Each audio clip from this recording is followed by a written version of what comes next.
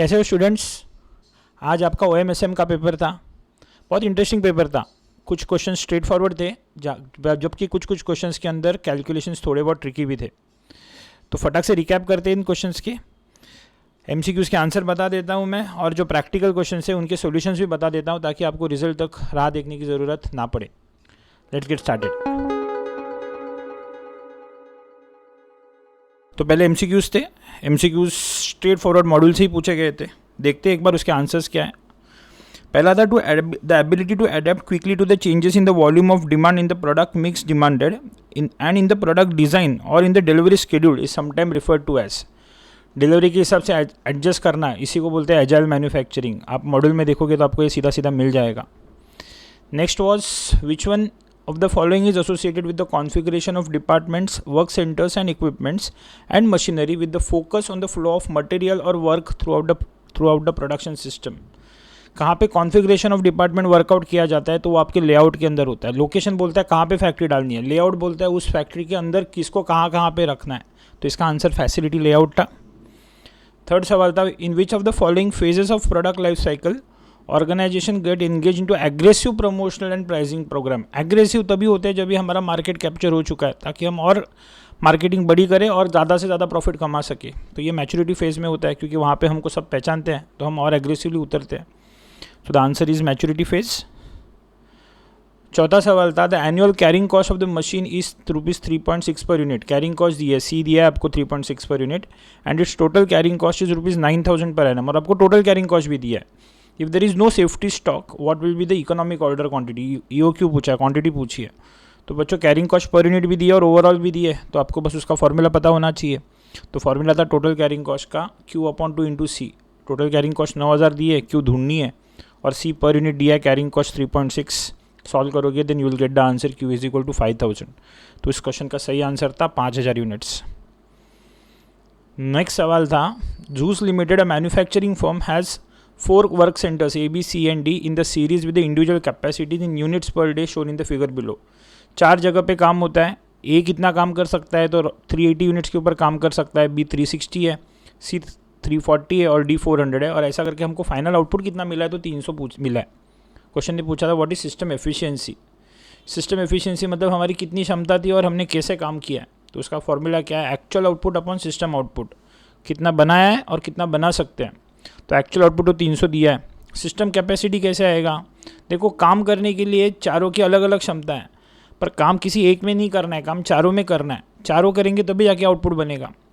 तो अगर एक 500 बना सकता है और एक 400 ही बना सकता है तो क्या फ़ायदा एक जगह पे 500 बन के अगर दूसरी जगह पे 500 बनाने की क्षमता ही नहीं है। तो जो लोएस्ट रहेगी चारों में से वही आपकी ओवरऑल कैपेसिटी है। मतलब अगर लोएस्ट 400 है तो सारे मिलके 400 का काम कर सकते हैं। तो system capacity always remember, system capacity निकालते वक्त आपको हमेशा चारों की जो लोएस्ट है, हर एक वर्क सेंटर का जो लोएस्ट फिगर है उसको कंसिडर करना है। So the figure was 380, 360, 340 and 400। तो will take the lowest which is 340 और फिर फॉर्मूला आएगा actual output which is 300 divided by 340 into 100। The answer is 88.23%। तो इस क्वेश्चन का सही ऑप्शन था ऑप्शन डी। नेक्स्ट सवाल देखो, इजी क्वेश्चन है, दिखने के लिए बड़ा दिख रहा है पर एक्चुअली पूछा जो है वो समझने की कोशिश करो। A cement factory in Madhya Pradesh works 7 days in a week in 3 shifts per day। हफ्ते के 7 दिन काम करती है, दिन के 3 शिफ्ट काम करती है। Having maintenance in the first shift of around 2 hours। Her first shift के अंदर 2 घंटा मेंटेनेंस पे जाता है। It has roughly 100 workers which produces only pozzolanic properties cement। कोई प्रोडक्ट का नाम दिया है, better known as PPC। The output per month is 2,500 tons of PPC। हमने 2,500 यूनिट्स का आउटपुट बनाया। उस क्वेश्चन पूछ रहा है व्हाट इज द प्रोडक्टिविटी पर वर्कर। देखो एग्जाम में दिख रहा है, इसके लिए कॉम्प्लिकेट दिख रहा है, पर बेसिक सवाल क्या है, प्रोडक्टिविटी पर वर्कर। हर एक वर्कर ने कितना बनाया रहेगा। तो क्वेश्चन तो बता रहा है कि बाबा मैंने टोटल कितना बनाया, मैंने टोटल बनाया 2,500 टन्स, जबकि मेरे पास 100 वर्कर थे। तो अगर 2,500 टन्स अगर 100 वर्कर से मिलके बनते हैं तो मतलब ये मेरे एक वर्कर ने ऑन एन एवरेज 25 टन्स का आउटपुट दिया है। तो the answer was simple, 2,500 divided by 100, the answer was 25 tons. Next question की तरफ जाते हैं। देखो बच्चों ये स्ट्रेट फॉरवर्ड क्वेश्चन है। इनफैक्ट अगर आपने मॉड्यूल ढंग से पढ़ा रहेगा तो मॉड्यूल में ही इसके आंसर्स छुपे हुए हैं। आपको बस आपका थियरी आपका सही पढ़ना बहुत ज़रूरी है इन सारी क्वेश्चंस के लिए। तो बोल रहा है for quality assurance in design, production, installation and servicing which model is used. ISO का कौन सा मॉडल है, तो द आंसर इज़ ISO 9001। ये आप पढ़ोगे तो उसके अंदर आपको स्पेसिफाई किया मॉडल में कि कौन सा स्टैंडर्ड कहाँ पे इस्तेमाल हुआ है। नेक्स्ट बोल रहा है this dash provides a broad data for which to identify key drivers of the change. कौन सा एनालिसिस आपको डेटा देता है ताकि आप ड्राइवर्स को आइडेंटिफाई करो जो चेंज हो रही है। तो ना ये स्वॉट एनालिसिस है, correct, strength, weakness, opportunity, threats नहीं है, ना ये BCG मैट्रिक्स है। इसका आंसर है बच्चों पेस्टल एनालिसिस। पेस्टल का एनालिसिस, पेस्टल का फुल फॉर्म आप मॉड्यूल में भी देखोगे। It is political, economical, social, technological, environmental and legal. इन सारी चीज़ों का बिजनेस के ऊपर इम्पैक्ट गिरता है। तो ये सारे मेरे की ड्राइवर्स है। पेस्टल एनालिसिस इन सारी ड्राइवर्स को एक साथ कंसिडर करता है। आगे के सवाल क्या पूछता है, which one of the following can not be closely associated with the red ocean strategy. Red ocean strategy के साथ कौन सी चीज़ नहीं आती है। रेड ओशन स्ट्रेटेजी में कौन सा आता है, बोट द कॉम्पिटिशन आता है, make the value cost trade off आता है, एक्सप्लॉइट एग्जिस्टिंग डिमांड आता है। उसका सही जवाब है मेक द कॉम्पिटिशन इररिलेवेंट। वो ब्लू ओशन स्ट्रेटेजी है जहाँ पे हम हमारा खुद का डोमिनेंस एग्जिस्ट करते हैं। रेड ओशन में सभी है, तो हमको इन सारी चीज़ों के बारे में सोचना है। और क्वेश्चन ने पूछा था which can not be closely associated, the answer is make the competition irrelevant. वैसे ही the process of dash requires coordination across the entire organization and involves business cultural changes. तो ऑब्वियसली आज का ज़माने में सबको समझ में आता है डिजिटल ट्रांसफॉर्मेशन, सारी चीज़ें डिजिटली आ रही है। तो ये जब भी हम करेंगे तभी हमारे बिजनेस के अंदर कल्चरल चेंजेस होते हैं। पहले हम लोग जो मैनुअल बिलिंग कर रहे थे अभी डिजिटल बिलिंग करेंगे, रिकॉर्ड कीपिंग डिजिटली करेंगे, सारी चीज़ें जो है वो डिजिटली होंगी। इसका आंसर है digital transformation. Forecasting the weather is an example of narrow artificial intelligence, correct ना। इसका मैं रिपीट कर रहा हूँ, ये सारी चीज़ें थियोरेटिकल है जो आपके मॉडल में हर एक चीज़ का एग्जांपल्स दे के रखा है, कौन किसके अंदर क्या क्या आएगा। मैं बस आपको रेडी रेफरेंस के लिए इसके आंसर्स दे के रख रहा हूँ। Which type of production control is most prominently applied in the industries like textiles and books and magazines and printing industries. The answer is block control. ये SM की तरफ है। मैं I will majorly focus on OM और OM के सारे practical questions के बारे में हम यहाँ पे देख लेंगे। The word breakdown structure is typically developed in which of the following phases of the project management cycle. It is project planning phase. Strategy formulation is कैरेक्टेड by the focus is on effectiveness, whereas the last question का answer जो है वो inbound logistics है। ये SM से जुड़े हुए क्वेश्चन है। My primary focus is on operational management. तो ऑपरेशनल मैनेजमेंट में बच्चों आप देखोगे तो आपको प्रैक्टिकल क्वेश्चंस थे, उसके बारे में हम बात कर लेंगे। 3B था, 4A, 4B, 5A, 5B, इन पांचों क्वेश्चंस के आंसर हम यहाँ पे देख लेते हैं बच्चों। पहला 3B में क्या क्वेश्चन था, Metro Walls ice cream parlour observe that during summer months the daily sales of its ice cream depends on its average day temperature as shown in the table below. Ice cream का सेल उस जगह के temperature के ऊपर depend कर रहा है। तो वेरिएबल X आपको टेम्परेचर बता रहा है, वेरिएबल Y आपको आइसक्रीम के सेल्स बता रहा है रुपीज़ इन थाउजेंड्स में। पूछ रहा है fit a linear equation of Y on X, मतलब उस टेम्परेचर का आइसक्रीम के सेल के ऊपर क्या इफेक्ट गिरेगा। तो मैंने सोल्यूशन निकाल के रखे हैं।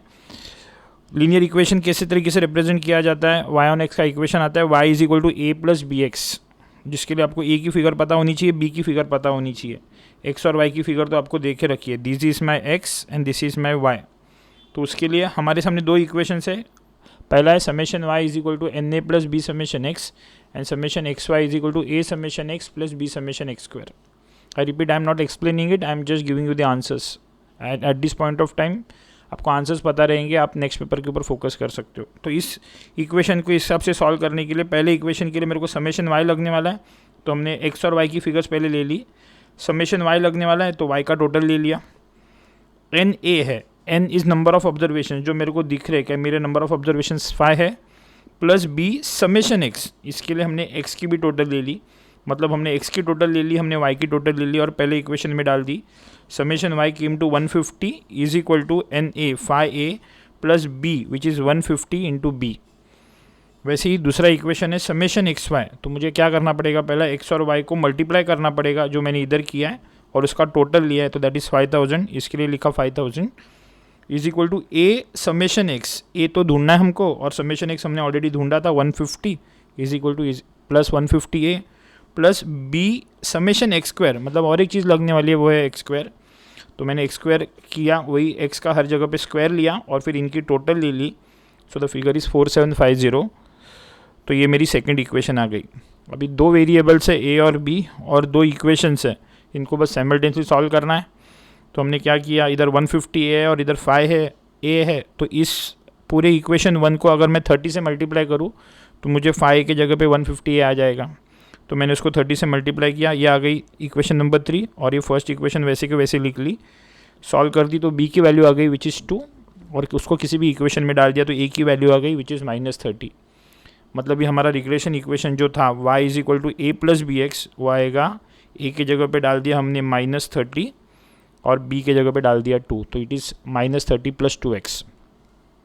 फिर उसके दो सवाल थे, estimate the trend value of daily sales of ice cream, उसको y की वैल्यू चाहिए for the average day temperature of 32 and 42। तो अगर x 32 रहेगा तो कितना, या x 42 रहेगा तो y कितना आएगा वो ढूंढना है।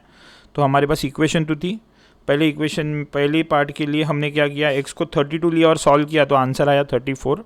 सेकंड के लिए x 42 को लेके सॉल्व किया, आंसर आया 54।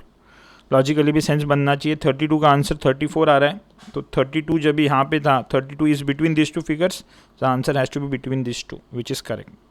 और लास्ट सवाल उल्टा है, estimate the average daily temperature for daily sales for the daily sale of ice cream of 60,000, 60,000 के आइसक्रीम के लिए कितना टेम्परेचर रहेगा। तो ये उल्टा क्वेश्चन है, जहाँ पे y की वैल्यू दी है 60, बस उसी इक्वेशन में y को सब्स्टिट्यूट, y की वैल्यू को में 60 डालेंगे तो x का आंसर आ रहा है 45। So this was the answer of question number 3b। Question number 4a जो था वो बेसिक असाइनमेंट का ही क्वेश्चन था। बोल रहा है, a project of Greenpee has 4 major jobs to be given to 4 contractors. 4 jobs 4 contractors को देने थे, जिनका मैट्रिक्स दिया है आपके सामने। Each contractor has to be assigned only 1 job. Analyze and assign the job to the appropriate contractor so as to minimize the total cost and calculate the total cost. Cost minimization करना है, तो बस matrix लिख लिया बच्चों। Assignment के step सबको पता है, पहला देखो कि बैलेंस्ड है कि अनबैलेंस्ड है। तो बराबर 4 लोग हैं और 4 जॉब है, तो ये बैलेंस मैट्रिक्स है, प्लस ये मिनिमाइजेशन का ही है, तो डायरेक्ट काम को शुरू कर सकते हैं। पहले हमने किया रो मिनिमा, जहाँ पे हर एक रो का लोएस्ट लिया। जैसे इस रो का लोएस्ट कितना है, तो इस रो का लोएस्ट है 37, तो हर एक को 37 से माइनस किया, 39 - 37, 70 - 37, रो मिनिमा किया। फिर ये जो मैट्रिक्स है इसी के ऊपर कॉलम मिनिमा किया है। जैसे इसमें तो ऑलरेडी 0 है, इस कॉलम के अंदर लोएस्ट 5 है, तो 5 को लोएस्ट लिया, तो 33 - 5 28, 7 - 5 2। ये करने के बाद में देखा हम कि हम असाइनमेंट कर पा रहे हैं क्या। तो असाइनमेंट करने पे दिखता है कि यहाँ पे 3 ही असाइनमेंट हो रही है, जबकि 4 4x4 का मैट्रिक्स है। तो आई रिपीट, मैं सॉल्यूशन का कैलकुलेशन से आपको आंसर बता रहा हूँ, तो वापस आपने फिर वो मिनिमम लाइंस वाला कंसेप्ट फॉलो किया रहेगा। तो 3 असाइनमेंट आई थी, तो 3 लाइंस आ रही है। तो 3 लाइन आने के बाद हमने वो अनकवर्ड एलिमेंट का कैलकुलेशन किया। पूरे अनकवर्ड के अंदर का लोएस्ट एलिमेंट 2 है, तो जहाँ पे इंटरसेक्शन हो रहा है वहाँ पे उसको ऐड किया गया है। जहाँ पे सिंगल लाइन पास हुई है वहाँ पे वैसे के वैसे एलिमेंट्स रखें, और जहाँ पे एक भी लाइन नहीं पास हो रही है वहाँ पे उसको माइनस किया गया है। तो ये करने के बाद ये मैट्रिक्स आया, और वापस हम फिर असाइनमेंट करने की कोशिश करेंगे। तो हमारे बराबर 4 असाइनमेंट्स आ रहे हैं, मतलब इसका आंसर बराबर सेकंड स्टेप में ख़त्म हो रहा है। तो किसको कौन सा काम मिलेगा, 1 को C, 2 को B, 3 को A और 4 को D, और सबको ऐड करोगे तो आपकी टोटल कॉस्ट जो आएगी वो 139 आएगी। So 139 is the answer of that question. I hope the question is clear to everyone. तो 4A वैसे हो गया। 4B जो क्वेश्चन था बच्चों, वो सिमुलेशन का क्वेश्चन था, जो बोल रहा है होम टाउन इंटीरियर के पास कोई कॉस्टली ड्रायर है। While planning the fire protection doors, the dryer is highly volatile, it cannot be stored. In order to meet the requirement of the dryer, the exact quantity is purchased every day and consumed. The management of the company wants to simulate the demand. कितना demand आएगा, तो आपके पास demand दिया है और कितने दिन का ये डिमांड है वो डेटा दिया है, और आपको लास्ट में पूछ रहा है बताओ, सिमुलेट करके बताओ कि डिमांड कितना आएगा अगले 10 दिनों के अंदर, और एवरेज डिमांड कितना होगा। तो हमने ये टेबल ले लिया और इनके सामने इनके डेज दिए थे वो ले लिए। तो this is daily demand, this is days, पर हमको लगती है प्रोबेबिलिटी, तो डेज की टोटल ले ली, तो ये आया 100। फिर हमने प्रोबेबिलिटी निकाली विच इज़ 20 डिवाइडेड बाय 100, तो ये 0.2 आया। फिर ये वैसे इसका आएगा 30 डिवाइडेड बाय 100, ये 0.3 आया। इसके बेसिस पे क्यूमुलेटिव प्रोबेबिलिटी निकाली 0.2, बाद में नेक्स्ट आएगा 0.3 + 3 0.5, next is 0.5 + 0.2 is 0.7, so on and so fourth. और फिर रैंडम नंबर टैग्स हमने अप्लाई किए। पहला 0 to 20 था, 20 नंबर्स चाहिए और हम स्टार्ट ही 0 से करते हैं, तो इट इज़ 0 to 19। अगला वाला 20 से स्टार्ट होगा और 50 के एक नंबर पहले 49 को ख़त्म होगा। ऐसा करते जाएंगे तो लास्ट में 100 की जगह पे वो 99 पे ख़त्म होगा। फिर ये एक बार आ गया तो जो उसने पूछा था वही करेंगे। उसको चाहिए डिमांड चाहिए अगले 10 दिनों का, तो ये 10 दिनों के रैंडम नंबर्स लिख लिए हमने 323। तो ये लिख लेने के बाद उनका डेली डिमांड देखा 03 कौन से स्लैब के अंदर जा रहा है, तो फर्स्ट स्लैब में जहाँ पे डिमांड 0 है। Next is 23 is falling under second slab, तो उसका डिमांड 1 है, so on and so fourth. Total ले लिया उनका तो 18 का टोटल डिमांड आया अगले 10 दिनों का। तो एवरेज डिमांड कितना आएगा, तो it is 1.8 dryers per day. 18 units 10 दिनों में, मतलब ही एक दिन का 1.8 ड्रायर्स का हमारा डिमांड आता है। That was the answer of that question. फिर अगले क्वेश्चन की तरफ जाते हैं। अगला क्वेश्चन बच्चों थोड़ा अच्छा क्वेश्चन था, ये ग्रुप रिप्लेसमेंट का क्वेश्चन था, इसके बारे में देख लेते हैं अभी। तो क्या बोल रहा है, a computer of Ropam limited has 1000 numbers of electronic tubes. 1000 units है हमारे पास। They are subject to the mortality as given below. Mortality का मतलब कब कौन सी ट्यूब खराब होती है। तो पीरियड 1 में 10% चांसेस है कि ट्यूब खराब हो जाए, पीरियड 2 में 26%, 0.26 ऑन एंड सो फोर्थ। तो 5 पीरियड्स हम काम करते हैं, 1000 ट्यूब्स हैं, और ये उनके ट्यूब कब खराब होगी उसके चांसेस दे के रखे हैं। If the tubes are group replace, अगर हम ग्रुप रिप्लेस करते हैं मतलब सब ट्यूब्स हर वीक हर पीरियड के एंड में रिप्लेस करेंगे, और जो अच्छी रहेगी उसको तो प्रॉपर करेंगे, बाकी जो रहेगी मतलब ग्रुप रिप्लेसमेंट का मतलब सबको समझ में आता है, एक एक करके नहीं देखेंगे, सबको एक साथ रिप्लेस करेंगे, मगजमारी नहीं पालेंगे ताकि ख़राब होने के चांसेस कम हो जाए। अगर मैं किसी चीज़ को ज़्यादा देर चलाऊँ तो वो जल्दी उसका ख़राब होने का चांसेस बढ़ जाता है। अगर मैं उसको जल्दी रिप्लेस करूँ, जैसे कॉर्पोरेट्स में सिस्टम्स को हर 2 साल में एक बार रिप्लेस करते हैं ताकि टेक्नोलॉजिकली अपग्रेड हो और सिस्टम ख़राब होने के चांसेस भी कम है। तो वही बोल रहे हैं, if the tubes are group replace the cost of replacement is 150 per tube. Group replacement can be done in fixed intervals in the night when the computer is not normal use. Replacement of individual electronic tubes, पर अगर कोई ख़राब होने के बाद replace करने जाएंगे तो 600 रुपया पर ट्यूब का हमारा खर्चा आता है। एक साथ सबको करेंगे, बंद होने के पहले तो 150 रुपये खर्च करते हैं, बंद होने के बाद करेंगे तो 600 रुपये का खर्चा है। कुछ बेसिक अजम्पशंस है। Electronic tubes that fall during the period are replaced just before the end of the period. The actual percentage of failure during the period of for a subpopulation, वो जो कुछ भी उसका basic assumptions है, nothing different. तो उसके 4 सवाल थे। Analyse the number of electronic tubes to be replaced every period, हर पीरियड में कितनी ट्यूब्स रिप्लेस करनी है। एनालाइज द फेलियर कॉस्ट, उसके ऊपर खर्चा कितना होगा। फिर बताओ identify at which interval at of time the company should replace all the electronic tubes. Group replacement करेंगे तो कब करना चाहिए, और फिर लास्ट में पूछ रहा है कि बताओ पॉलिसी क्या है। तो अच्छा क्वेश्चन है, देखो समझ लेते हैं इसका आंसर क्या है। पहला तो इंडिविजुअल रिप्लेसमेंट के बारे में देखते हैं। 5 अलग अलग पीरियड्स का डेटा दिया है और 5 अलग अलग पीरियड्स में गन गिरने की प्रोबेबिलिटी दे के रखी है।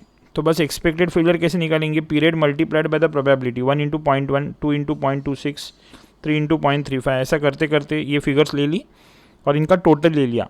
तो ऑन एन एवरेज कोई भी ट्यूब 2.9 पीरियड्स चलती है, उसके बाद ख़राब हो जाती है। तो वही लिखा है, tube is expected to fail on an average in 2.9 periods over the life of 5 periods. Life तो उसका 5 पीरियड्स था, 2.9 पीरियड्स में खराब हो जाती है आमतौर पे कोई भी ट्यूब। मतलब ही एवरेज नंबर ऑफ रिप्लेसमेंट पर ट्यूब ओवर लाइफ, इसका ही मतलब एक ट्यूब ओवर द लाइफ कितनी बार रिप्लेस करनी पड़ेगी। अगर 5 पीरियड का लाइफ है और 2.9 पीरियड के बाद उसकी रिप्लेसमेंट आती है, मतलब उसका 1.72 रिप्लेसमेंट्स होगा ओवर द लाइफ। एक tube over the life 1.72 times replace होगी। पर ऐसे हमारे पास एक ट्यूब नहीं है, ऐसे हमारे पास 1000 ट्यूब्स हैं। तो मेरी टोटल रिप्लेसमेंट्स कितनी होंगी, तो 1724 रिप्लेसमेंट्स होंगी बच्चों। करेक्ट और इनकरेक्ट। तो अभी सवाल पहला क्या पूछता है, analyse the number of electronic tubes to be replaced every period, हर पीरियड में कितनी रिप्लेस करनी है। तो 1724 ट्यूब्स रिप्लेस होती है over the period of 5 periods, मतलब हर ट्यूब में on an average 1724 divided by 5 इतनी ट्यूब्स मेरे को रिप्लेस करनी पड़ेंगी। ये मेरे पहले सवाल का आंसर है। Assess the failure cost on an average of individual replacement, अभी जब ये रिप्लेस करेंगे तभी खर्चा कितना होगा, तो उसका तो क्वेश्चन ने पहले ही बोला था, जब खराब होगा तभी एक ट्यूब के पीछे 600 रुपये का खर्चा होगा। तो 3 जो फिगर आई थी इंटू 600 करेंगे, 2,86,000 ये पर पीरियड मेरा रिप्लेसमेंट के ऊपर खर्चा होगा अगर मैं इंडिविजुअल रिप्लेसमेंट की तरफ जाता हूँ तो। पर अभी अगर मैं ग्रुप रिप्लेसमेंट की तरफ जाऊँ, क्योंकि ये इंटरवल की बात कर रहा है, ग्रुप रिप्लेसमेंट की बात कर रहा है, तो उसका कैलकुलेशन कैसे होगा। फर्स्ट देखो, प्रोबेबिलिटी तो वही है, 1000 ट्यूब्स है, पहले पीरियड में 10% ट्यूब्स रिप्लेस होती है, मतलब पहले पीरियड में 100 ट्यूब्स रिप्लेस होंगी जो ख़राब हुई है। सेकेंड पीरियड में क्या होगा, वापस जो 1000 ट्यूब्स थी उसका 26% जो रिप्लेस होगा वो तो होगा, प्लस जो ये 100 थी उसका 10% और रिप्लेसमेंट आएगा। करेक्ट, 1000 का 26% वो तो करना ही है, प्लस जो इस बार जो खराब हुई है उसको भी करना है। तो खराब कितनी हुई रहेंगी, इनके लिए ये पहला पीरियड है, क्योंकि P2 के लिए P1 फर्स्ट पीरियड है और 100 ट्यूब्स है, 100 का 10% 10 ये ट्यूब रहेंगी, प्लस जो नॉर्मल रिप्लेसमेंट करते हैं वो तो पूरे के पूरे 1000 ट्यूब्स हैं, तो टोटल 270 ट्यूब्स का रिप्लेसमेंट आएगा। थर्ड इसमें क्या होगा, टोटल 1000 का 0.35 प्लस ये जो 100 की थी उसके लिए ये P3 सेकेंड पीरियड है, और जो ये 270 की थी उसके लिए ये फर्स्ट पीरियड है। तो it should be 100 into second period के हिसाब से 0.10 और फर्स्ट पीरियड के हिसाब से सेकेंड पीरियड के हिसाब से 0.26, करेक्ट, और फर्स्ट पीरियड के हिसाब से 0.1। इस हिसाब से उसकी कैलकुलेशन करते जाएंगे। तो कितनी डिप्स रिप्लेस करनी पड़ेगी, इधर 100, इधर 270, 403, 365 एंड 328। तो कैलकुलेशन कैसे होगा, पीरियड में इंडिविजुअल रिप्लेसमेंट कितना होगा, तो ये होगा। इनका मैंने टोटल ले लिया, इधर 100 करना है, अगर सेकंड इसमें करूँ, हर 2 इसमें करूँ, तो ये 100 भी करेंगे और ये 270 भी करेंगे, तो टोटल 370 का रिप्लेसमेंट आएगा। तो मेरी टोटल कॉस्ट कैसे आएगी, फ्लैट जो 1000 ट्यूब्स रिप्लेस करना है उसका स्पेसिफिक खर्चा तो होना ही है, कितना है वो इंडिविजुअल रिप्लेसमेंट का 150 पर ट्यूब के हिसाब से, तो 1000 इंटू 150 करेंगे, 1000 इंटू 150 करेंगे तो ये फिगर तो वैसे ही आने वाली है, विच इज़ 1,50,000 प्लस जो इंडिविजुअल जो रिप्लेस कर रहे हैं उसके ऊपर 600 का खर्चा है, तो it is simply 1000 into 150 plus 100 into 600, this is 370 into 600, ऐसा करेंगे और करने के बाद ये दोनों खर्चों को ऐड करेंगे, तो this is my total cost. But remember यहाँ पे साल में 5 बार रिप्लेसमेंट होने वाला है, जबकि ये this is the cost incurred over the period of 2 periods. तो मैं ये दोनों को कंपेयर नहीं कर सकता, because this is over the period of 1 period, where this is over the period of 2 periods. तो कंपेयर करना है तो सबका बेस सेम करना पड़ेगा। तो मैं क्या करूँगा, एवरेज कॉस्ट निकालूंगा जो है total cost divided by the number of periods. तो मेरे आंसर आ रहे हैं 2,10,186,204, इस हिसाब से आंसर आ रहे हैं। तो आप देखोगे तो मेरी लोएस्ट कॉस्ट तो 186 है, तो अगर ग्रुप रिप्लेसमेंट करना है तो मेरा 186 में काम हो सकता है, जबकि इंडिविजुअल रिप्लेसमेंट में वही मेरा पर पीरियड खर्चा 2,06,000 था। तो मुझे इंडिविजुअल रिप्लेस नहीं करना चाहिए, मुझे ग्रुप रिप्लेस करना चाहिए, और वो ग्रुप रिप्लेसमेंट हर 2 पीरियड में एक बार होना चाहिए। This is the answer of this question. थोड़ा अच्छा क्वेश्चन था, समझने जैसा क्वेश्चन था। लास्ट क्वेश्चन जो हम यहाँ पे डिस्कस कर रहे हैं बच्चों, पर्ट का क्वेश्चन है, जहाँ पे आपको एक्टिविटीज़ दी है, उनकी डिपेंडेंसी रूल्स दिए, ऑप्टिमिस्टिक, पेसिमिस्टिक और मोस्ट लाइकली टाइम दिया है। क्वेश्चन पूछ रहा है calculate the expected duration, design the PERT diagram, calculate critical path and its duration and calculate total float and free float. तो पहले हमने क्या किया, वो एक्टिविटी और AB ऑप्टिमिस्टिक, पेसिमिस्टिक और मोस्ट लाइकली टाइम निकाल लिया। फिर हमने क्या किया, एक्सपेक्टेड टाइम निकाला।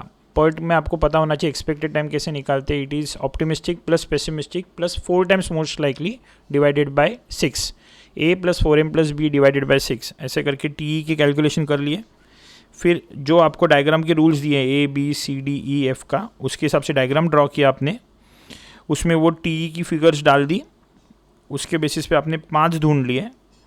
तो उस 5 में से जिसका सबसे हाईएस्ट ड्यूरेशन आएगा वही क्रिटिकल पाथ है। तो BF का 42 ड्यूरेशन आ रहा है जो सबसे हाईएस्ट है, तो यही आपका क्रिटिकल पाथ है। तो ये आपका क्रिटिकल पाथ जो लोग ने पूछा था वो भी निकाल के हो गया। मतलब ये लोग ने पूछा था एसेस द एक्सपेक्टेड ड्यूरेशन, मतलब T हो गया। Design the PERT diagram and indicate all the path, वो भी दिखा दिया। आइडेंटिफाई द क्रिटिकल पाथ, ये भी हो गया। लास्ट में क्वेश्चन पूछ रहा है calculate total float and free float. तो टोटल फ्लोट, फ्री फ्लोट के लिए आपको EST LFT निकालना पड़ेगा।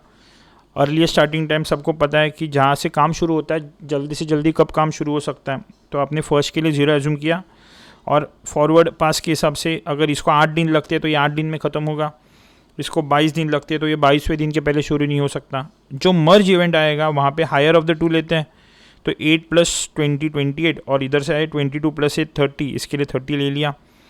ऐसे करते करते फॉरवर्ड पास के थ्रू EST निकाल लिया, और फिर वही LFT जो है लेटेस्ट फिनिशिंग टाइम, वो बैकवर्ड पास के थ्रू निकाल लिया हमने। वी स्टार्ट विथ 42 और रिवर्स वर्किंग करेंगे, पर यहाँ पे जो स्प्लिट इवेंट होगा वहाँ पे लोअर ऑफ द 2 लेंगे। तो 42 - 10, ये लिख दिया 32। अब ये स्प्लिट इवेंट है, तो इधर से आप देखोगे तो 32 - 8 इज़ 24, जबकि इधर है 42 - 20 इज़ 22। 24 एंड 22 अपने लोअर ऑफ द 2 ले लिया। फिर यही EST और LFT अपने डायग्राम के अंदर डाल दिए, और फिर उसने 2 चीज़ें पूछी थी, टोटल फ्लोट और फ्री फ्लोट। तो टोटल फ्लोट का formula is LFT - EST - duration. तो total float is equal to LFT - EST - duration. ऐसे करके टोटल फ्लोट निकाल लिए। अब ध्यान से देखोगे तो टोटल फ्लोट सिर्फ B का और F का ही 0 आया है, बिकॉज वही 2 आपके क्रिटिकल पाथ है, बाकी कोई भी क्रिटिकल पाथ नहीं है। और लास्ट उसको चाहिए था फ्री फ्लोट। फ्री फ्लोट का फॉर्मूला है total float minus head slag. तो पहला मेरे को हेड स्लैग निकालना पड़ेगा। हेड स्लैग का मतलब ही कोई भी एक्टिविटी का जो हेड इवेंट है, जैसे इधर का 1 2 का हेड है 2, तो 2 में का जो दोनों का बीच में का डिफरेंस है वो लिखना है। तो 12 माइनस 8 दिस इज़ 4। वैसे लेट्स अज्यूम दिस इज़ 2 4 का 32 और 30 का डिफरेंस है तो 2। तो मैंने हेड स्लैक लिख लिया and total float minus head slack is equal to your free float. इस हिसाब से फ्री फ्लोट भी निकाल दिया। तो इस तरीके से प्रैक्टिकल क्वेश्चन सॉल्व करके इसके आंसर्स आ सकते हैं बच्चों। तो ये शॉर्ट में मैंने समझाया, ज़्यादा डिटेल में समझाया नहीं है क्योंकि आपका वापस एग्जाम चालू ही है। But these are the answers of your question. I hope you can tally it with the answers which you are solved in the exam sheet. चलो I stop this video then here only. अगले वाले cost accounting, management accounting, इन सारे subjects के review के साथ हम अगले लेक्चर के अंदर, अगले वीडियो के अंदर हम मिलते हैं। Bye everyone, all the best.